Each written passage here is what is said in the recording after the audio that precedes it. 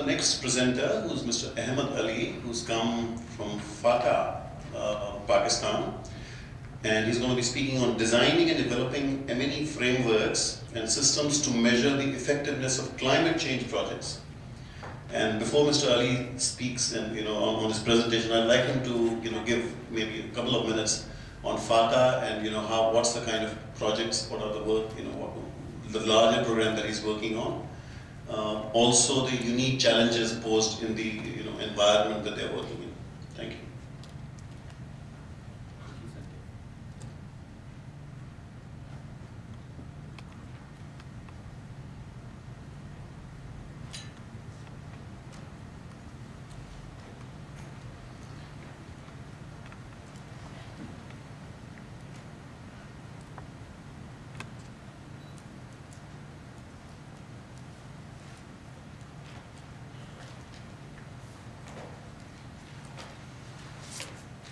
Okay, as Sanjay said, I come from Pakistan and I work in an area which is the hot spot of the world these days.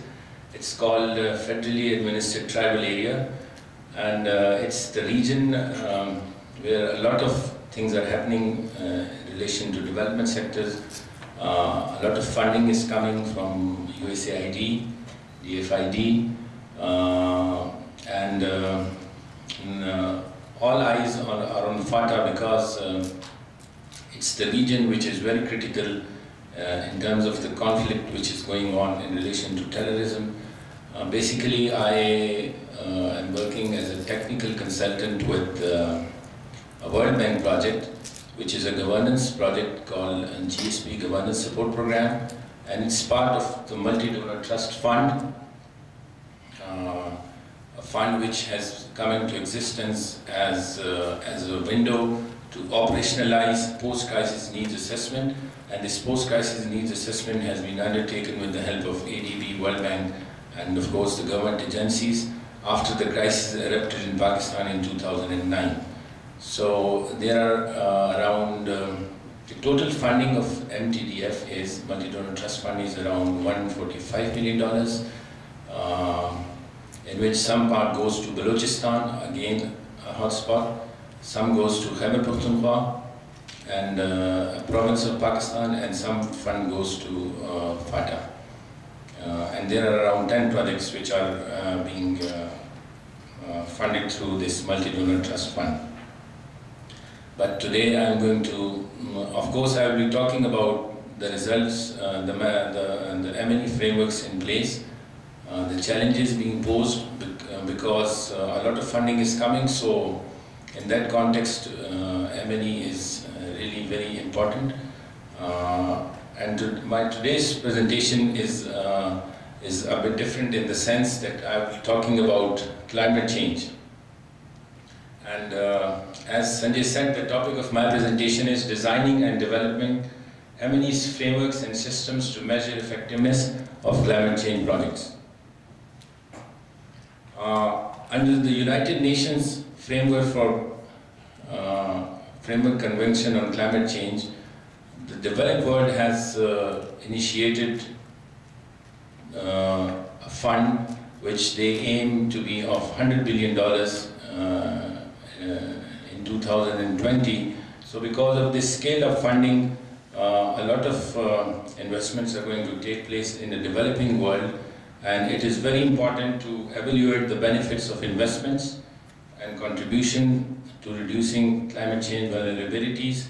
And monitoring and evaluation is a very important tool to identify good practices, to single out less effective practices, ensure efficient use.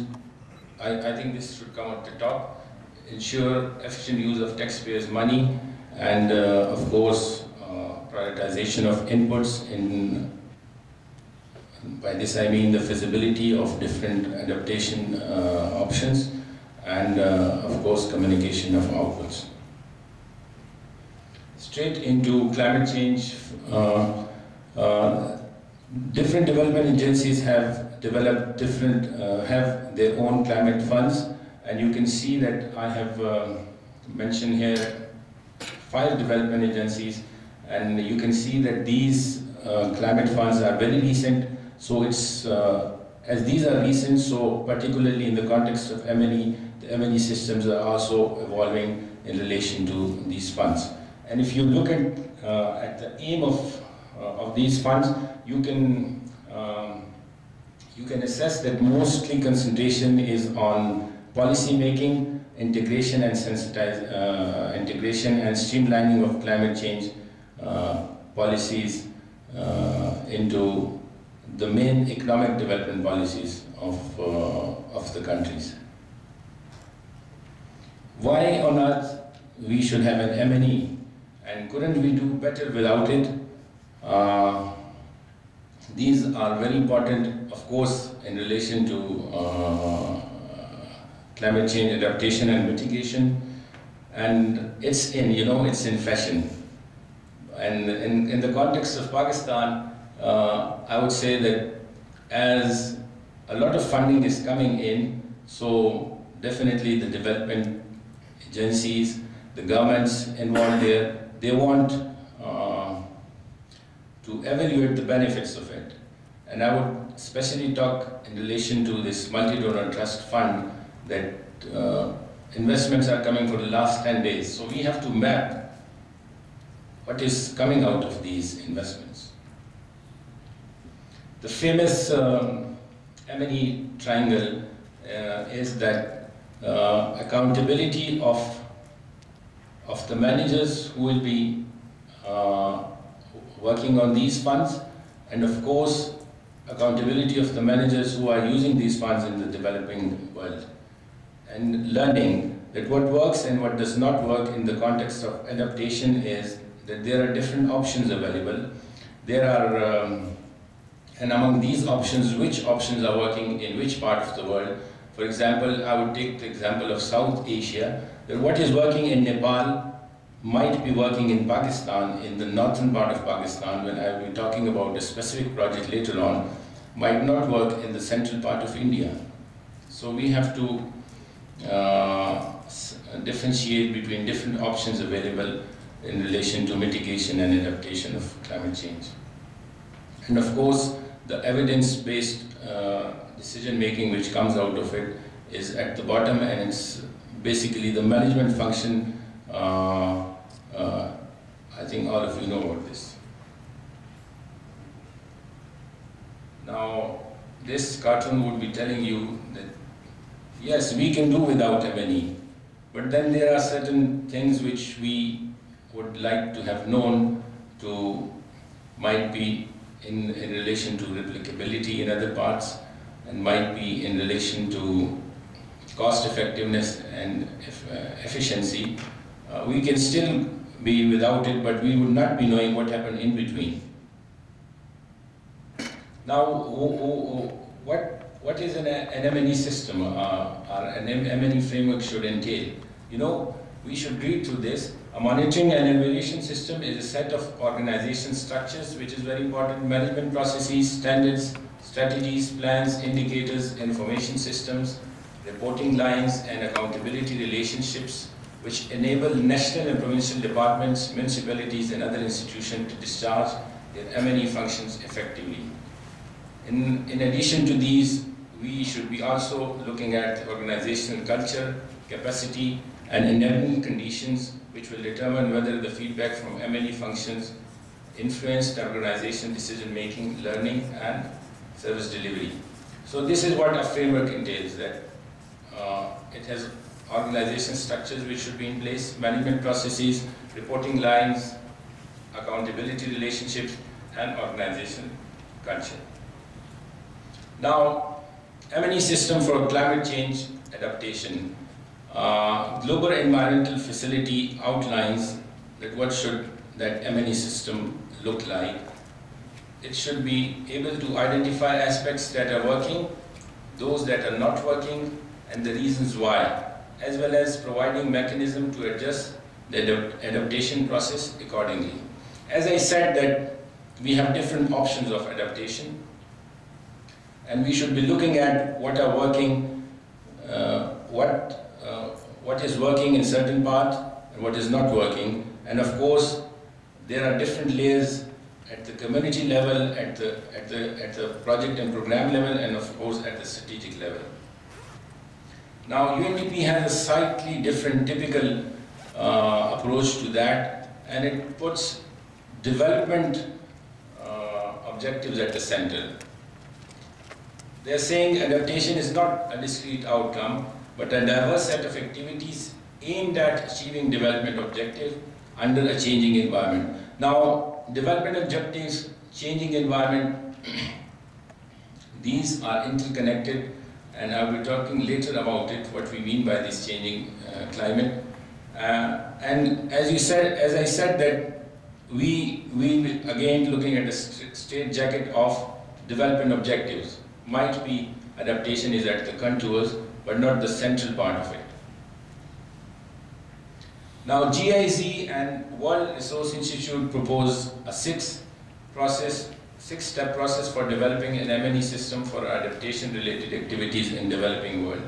And it says that it should look at an examination of adaptation contexts that contribute. One is adaptation context. Now formulation of a hypothesis, and then a theory of change of climate change. And finally, very importantly, we'll be talking about it during the 3 days, the development of indicators of climate change, adaptation, and of course the baselines. Now what is happening is that on pilot basis in the developed world, under different result frameworks are being proposed in relation to the funds which are being developed. One is the pilot program on climate resilience.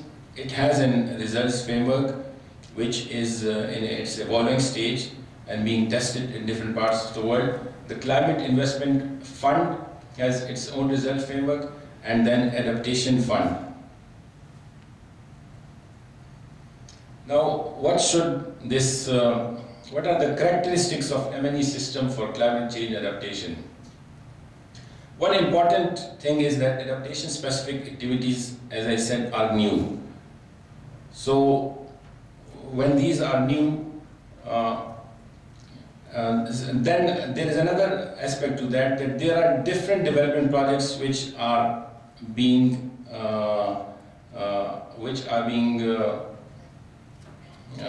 executed in different parts of the world. They have an adaptation component to it. For example, a forestry project might be an irrigation project which has flood control element to that, might be the project in education sector related to awareness raising of different level of students. Now, when we say that it has a history, this adaptation aspect or development project has a history. So, are these existing M&E tools and systems sufficient? Or we need a new systems to be developed in relation to climate change? I think it is, rather than developing a new system, it is the refinement in the system of M&E system which already exists in relation to indicators and baseline, rather than developing a whole new system. And mostly the development agencies are using result-based management approach, and logical framework approach are being used by them in their adaptation projects. Now, in relation to adaptation project of climate change, there is a challenge of conducting this M&E because of, as the word says, climate is changing over a period of time. So we might have problem in relation to developing the indicators and the baseline. And again, the concept of adaptation is vague and its boundaries and contours are blurred.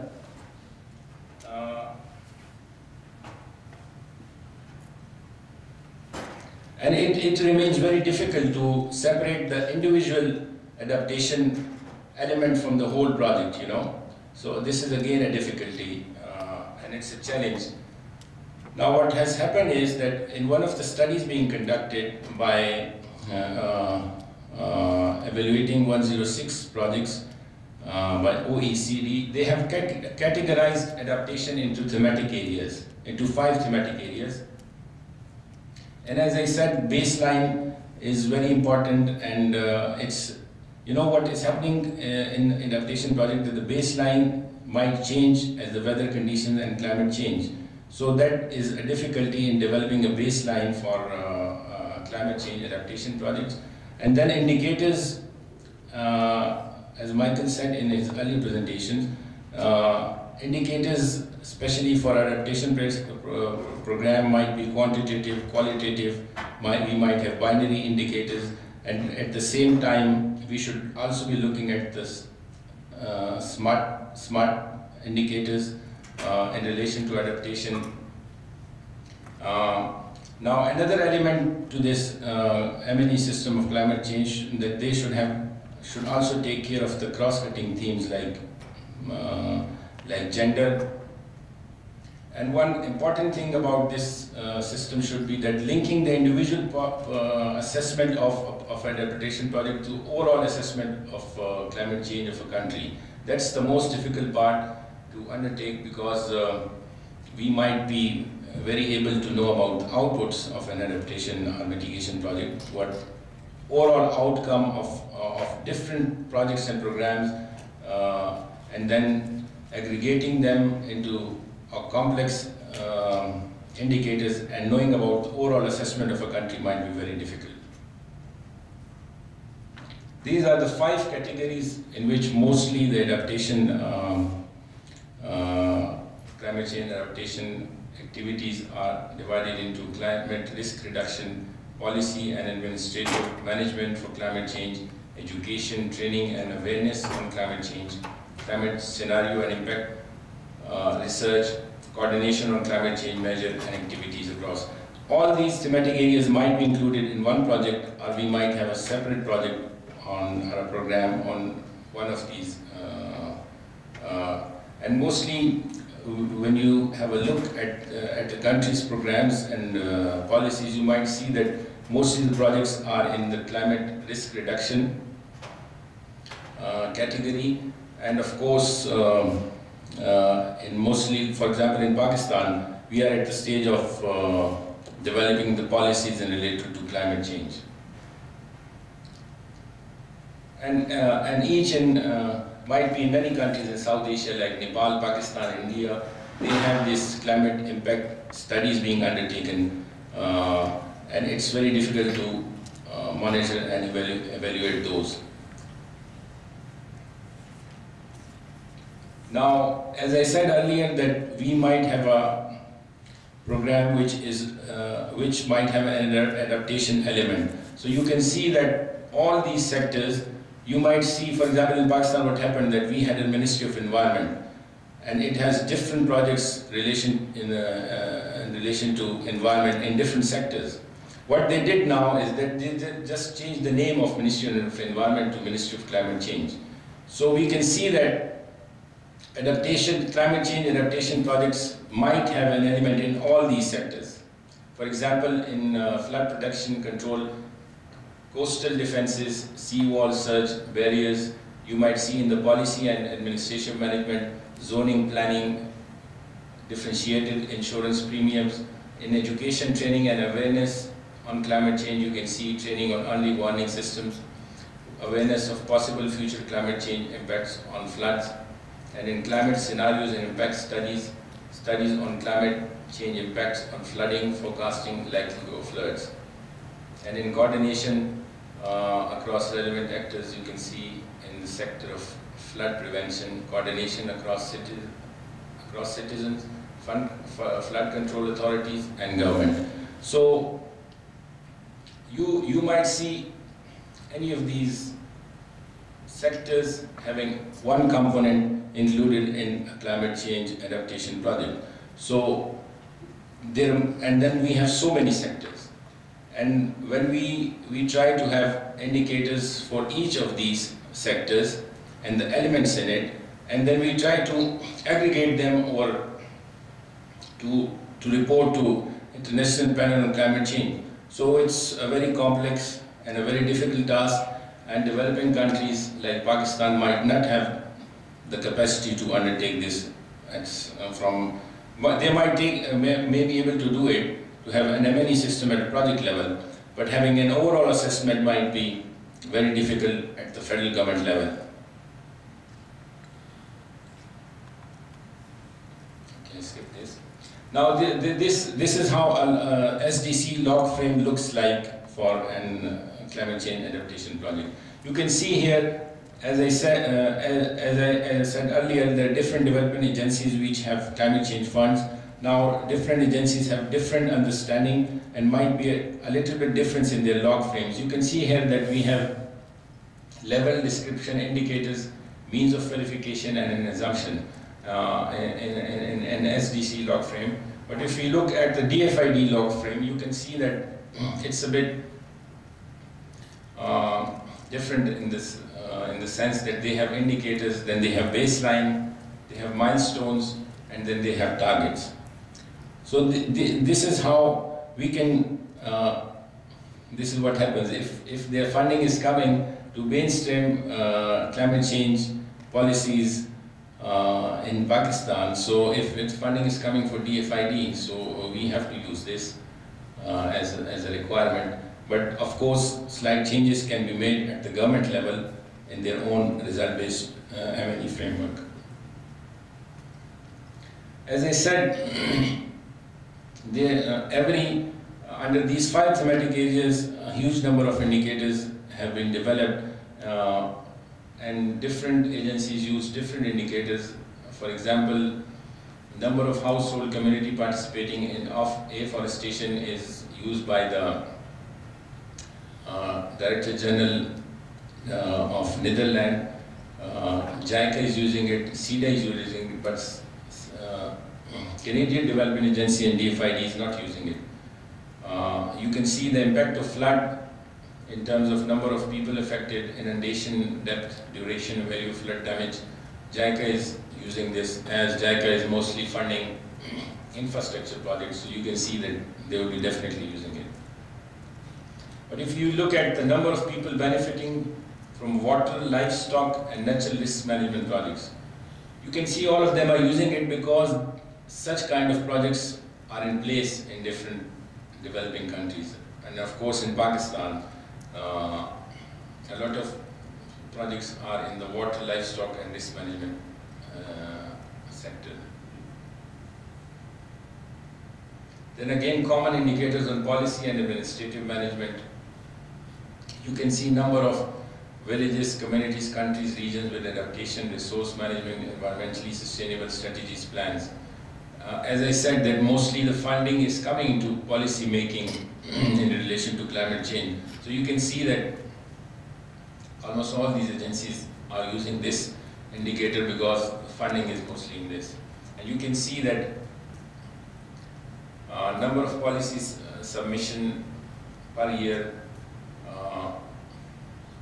mostly the developing countries might not be reporting on this. And if you see it, the percentage of DRR plans reflect potential climate change impacts.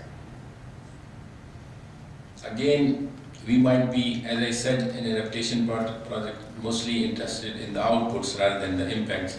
So you can see that only DFID is using that. These are again another list of indicators on education and training.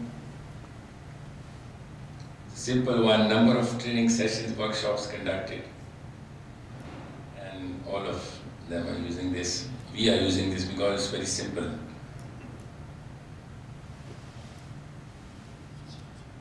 And adaptation in government staff training curricula. There are very few opportunities available to the government employees to undertake trainings, and you can see that SDC funding is coming into this. And they're using this as an indicator.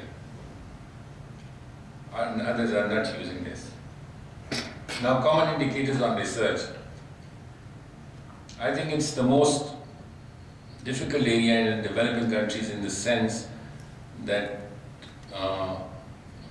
we might not be at that level to take an assessment, for example, of of the impact of climate change on the whole of the country. You know, you cannot take it, might be you can take it in the region, but it will be very expensive to take it in a country, or might be a separate region like FATA. As I said earlier, the different layers of adaptation project at strategic level and then at the local operational level. And then of course in between we have programs, policies and projects. And at all these levels we will have different indicators. Of course we need a baseline for a project, and we might need a baseline for the country at the strategic level, for the policy makers. And of course indicators will differ from the lower level to the highest level. One way of looking at it is that M&E system versus greenhouse gases inventory. That the scale is M&E system, the scale is response measure, and greenhouse inventory scale is economy and sector-wide. Scope of M&E will be to look at the cost, impacts and outcomes, and of course greenhouse gas inventory at the emissions. Another scope will be mitigation and adaptation, and GHG inventory is just mitigation. And you can see in M&E system we have to look at the causality and implementation, and of course again scale of co-benefits. M&E system will have it and GHG inventory will not have it. Mr. Ali, 5 minutes. 5 minutes? Okay, I have to. Now, can I have more than a bit, 7 minutes? You want to give another 5-10 minutes for the question answers as well? Now I have to, you know, the two important things which happened in Pakistan is the Task Force on Climate Change and National Climate Change Policy, and these are the different organizations. Some are old, the top 4 are old, and the 4 down are new, which are working on climate change adaptation in Pakistan, and all these are working on different aspects, of course, and all these are responsible. For example, Pakistan Meteorological Department will be telling us about humidity, soil moisture, sunlight, weather conditions over a period of time. So it's basically measuring that. Now, I would say that climate change issue is not integrated into economic planning in Pakistan at this point in time.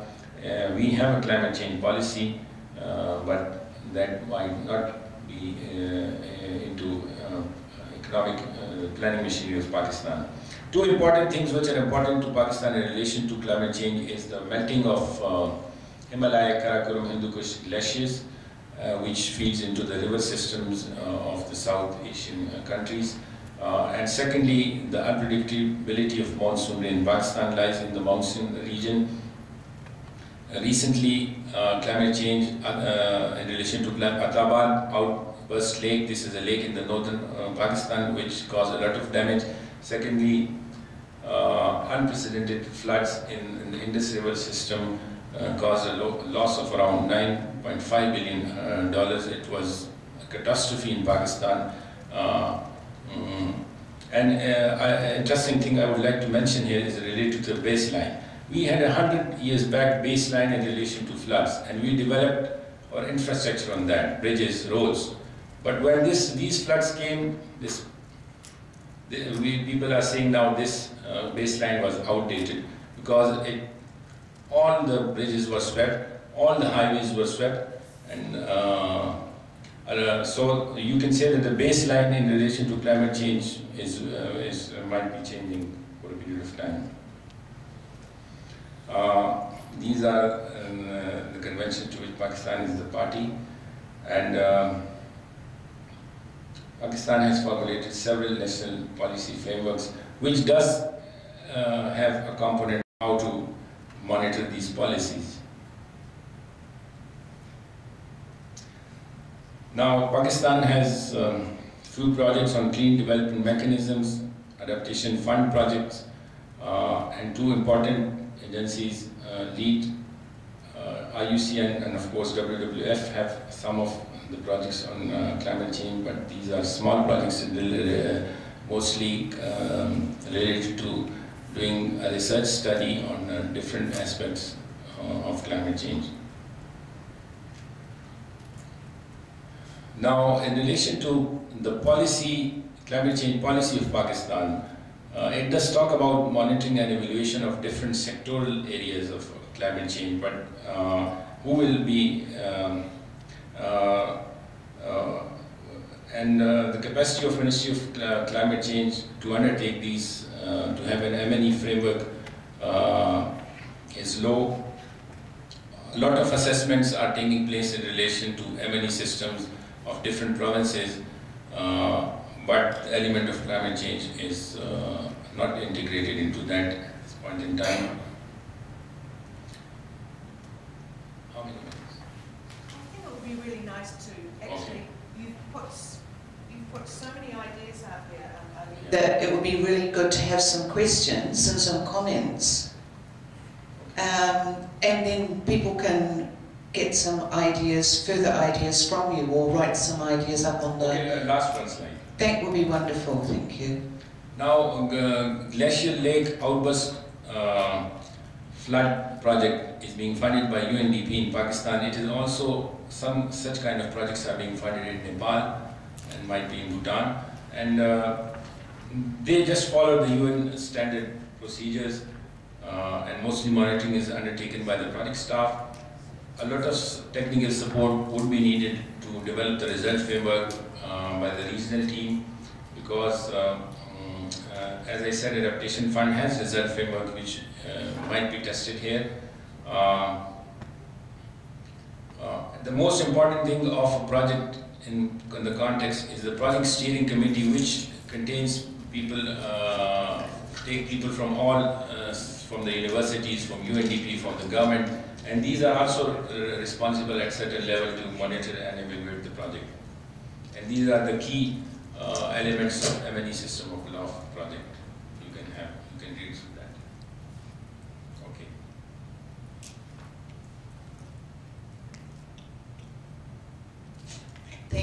Thank you very much for that comprehensive overview of what's happening. Are there common, so you're telling us that there's no common monitoring and evaluation framework for climate change in your region? Is that what I heard? Yes, this is the conclusion, that we don't have a uniform framework. We have sectoral frameworks, for example, forestry sector, this infrastructure sector, and all these sectors, different sectors, but we don't have a uniform M&E system for the climate change at this point in time. As I said, it's evolving, it's new, and very less funding is coming in Pakistan in this sector. Yeah, it is an evolving process for all of us. Thank you very much. I think there are going to be some questions, and just put your hand up and I'll bring the microphone round.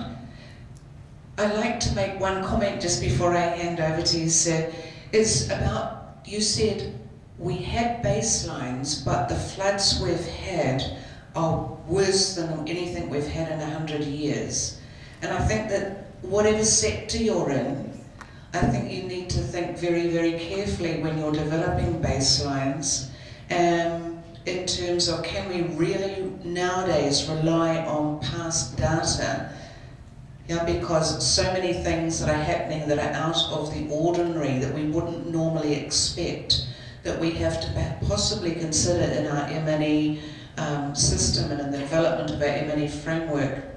What would happen if has anybody read The Black Swan by Talib Nasir?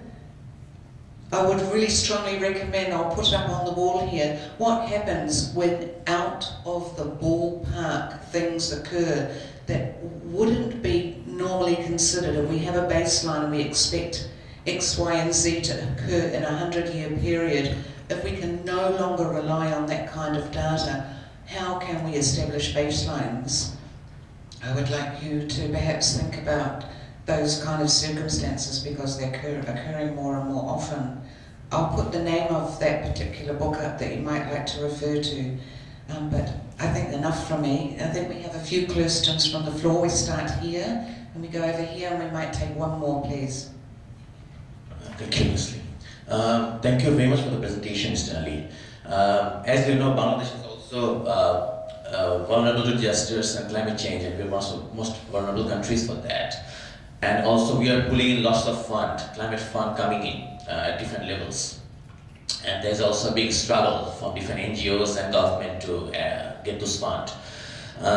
As you said, I like the matrix basically. When you showed so many sectors and the 5 or 6 key intervention points, I like the matrix. But we also have been struggling with M&E from that point of view. And when you're talking about these different donors coming with the money and the framework you're talking about, it looks very much reported to donors only. If you're talking of the accountability perspective, it's talking more on accountability from the donor's perspective. But what about the community? Were there? And as far as M&E is concerned, and adaptation is concerned, we have been struggling to get the community's perspective from the adaptation point of view.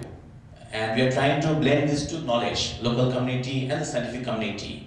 So when we develop the indicators, if it is very much think tank based, scientific community based, not talking about the local community's knowledge, when designing indicators, I think we are going to have a big problem.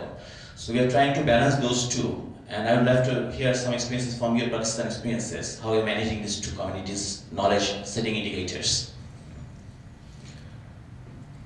Now this community knowledge, important is to report it, and the lesson learned from community projects should feed into the scientific research. This is what is happening, and of course it's a two-way. Scientists are coming to conduct research in the communities. They learn, the communities also learn from that. The things which, the lessons which are learned when the research being conducted in the communities, of course, goes into the scientific knowledge, and the scientific knowledge. I think it's a cycle which is there.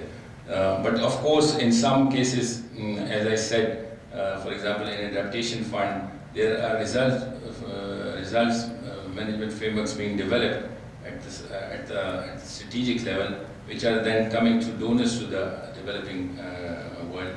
And important is that these should be adjusted at the community level. We might have certain indicators which can be included into that to measure the local community's knowledge.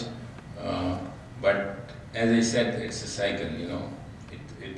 The scientific communities conduct their research in the local communities areas. On one supplementary question to what he asked, you had a table which says common indicators and you had put the name of all the donors. So when you say they have common indicators, is there the source for collecting those indicators, is it the same, or each donor is having a different source for collecting, you know, those indicators? Yes, source will vary, but in most of the M&E systems, you know, most of the sources are the same. For example, annual reports, quarterly reports, the government documents, and of course the evaluation, midterm evaluation, final evaluation. So the sources in most of the cases might be the same. Thank you.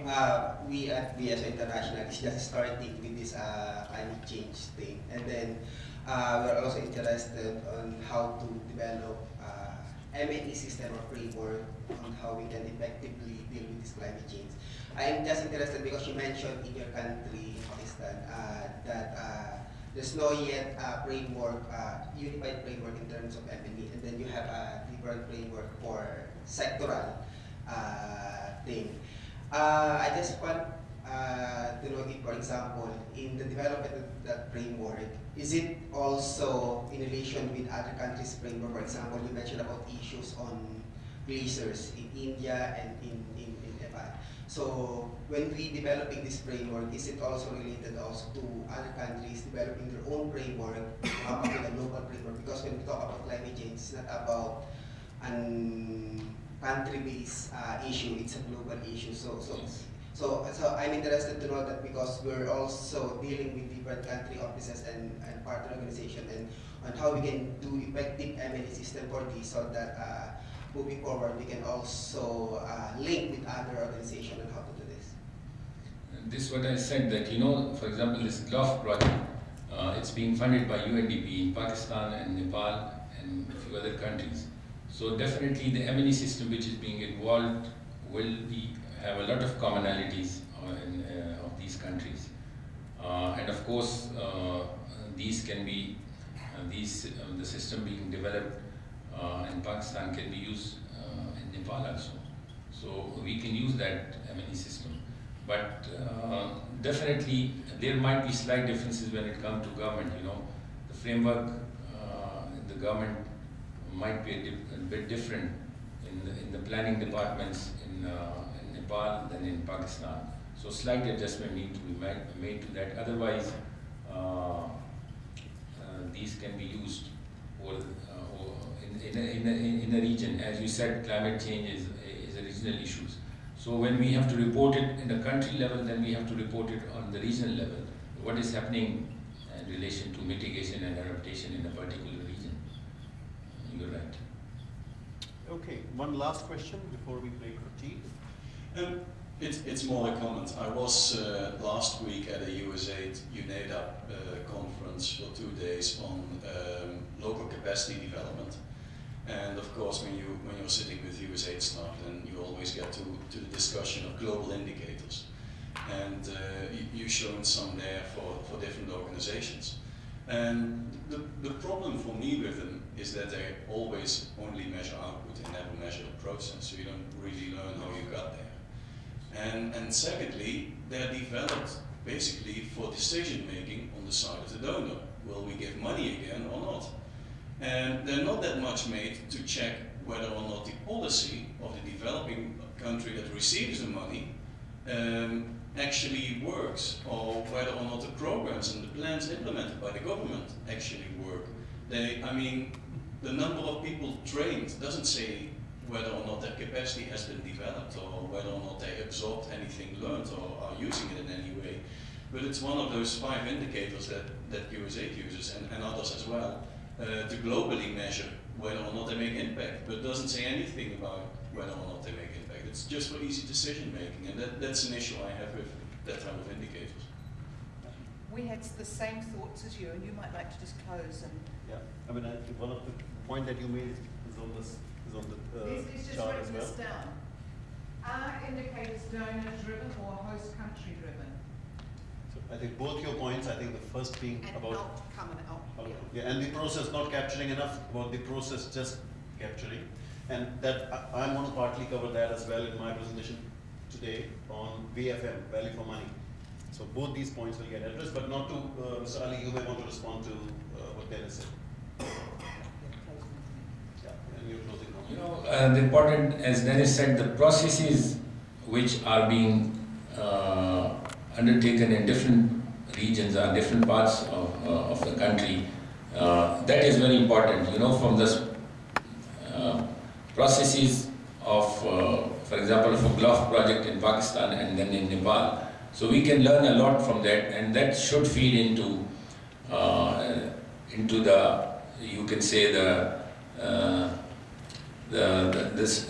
strategies of the donors. But you are right that they might not be interested into that. But as I give you an example of Pakistan, that they have asked now the government to map what we have invested in FATA and tell us what has come out of that for the last 6 to 7 years. So, and of course, under international obligations, now it is also very important that the donors have to invest into national M&E systems of the countries. That's very, and this is what is happening in Pakistan, that they want to monitor their projects through national M&E systems. Okay, thank you. I think we're running behind time, so what you're going to take is a quick break.